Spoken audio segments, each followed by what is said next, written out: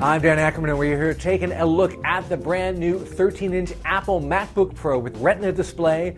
Now, this is one of those products that we knew was coming. We didn't know exactly when, but here it is just in time for the start of the holiday shopping season. Now, if you've seen the original 15-inch MacBook Pro with the Retina display, you pretty much know what the deal is here. This is a product that is really halfway between a traditional MacBook Pro and that smaller, lighter MacBook Air. It's thinner and lighter than a Pro, but it doesn't quite taper to a point the way an Air does, so it still has that sort of squared-off MacBook Pro feel.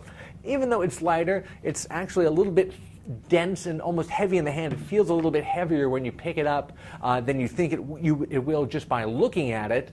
So let's take a look at the Retina MacBook Pro versus a 13-inch MacBook Air. If you look at them side by side, you're going to see that the Pro actually has a slightly smaller footprint than the MacBook Air. It's about the same thickness in the back. It's obviously thicker in the front, but the length and width on the Air is actually a little bit bigger. Of course, the Air is definitely a little bit lighter as well. If you put them side by side, you're going to see that, again, the Pro does seem like it's a little bit smaller if you consider how far out it comes, and it's got that nice edge-to-edge glass over the display, which you don't have on the MacBook Air. But the real selling point beyond all that is this gorgeous 13.3-inch screen. In this case, I think it's a 2560 by 1600 display. That's a little bit lower than on the 15-inch version, but still miles beyond what you'd get in any other Windows laptop of any size. Now, on the screen, you don't actually see that native resolution. You see an interpolated resolution of either 1280 by 800, 1440 by 900. There are a couple different settings that you can pick. So it looks like it's that lower resolution, but the image is much crisper and clearer, especially when you're viewing text.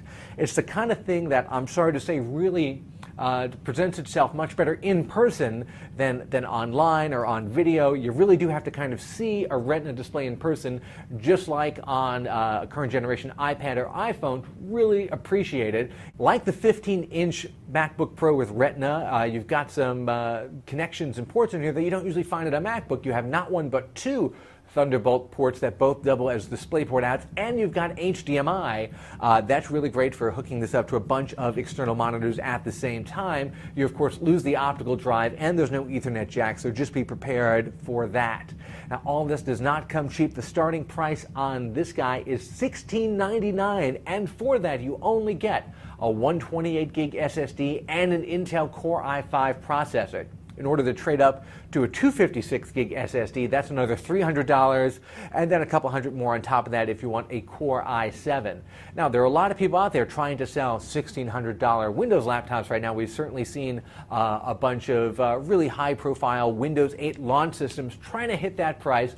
So, there are a lot of people who think that there's an audience out there for a $1,600 or $1,700 laptop. That does kind of remain to be seen. But if I had that much money to spend, I think that the super high-res display in here is definitely one of the features that you'd look for, and that would really justify that kind of price.